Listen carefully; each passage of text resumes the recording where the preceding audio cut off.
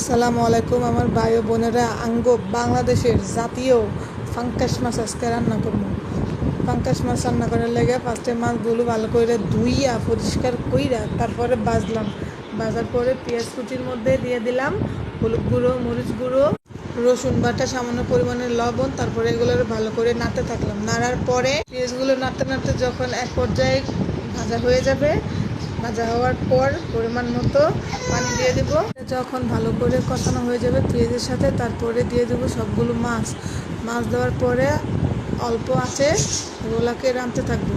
রান্নার পর যখন দেখবো পানিটা আস্তে আস্তে শুকিয়ে গেছে, তারপরে যে দেখেন খেতেও ভালো লাগবে। বাংলাদেশের সেই বিখ্যাত পাঙ্কাশ মাছ।